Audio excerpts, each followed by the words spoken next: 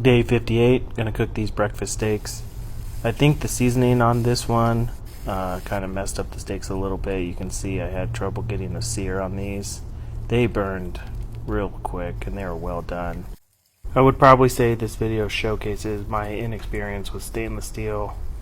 Made this for breakfast, so I wanted to throw some eggs in the pan.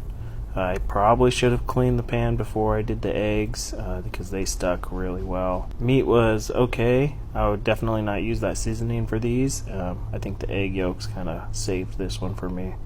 This is me just hawking it down just to get this over with.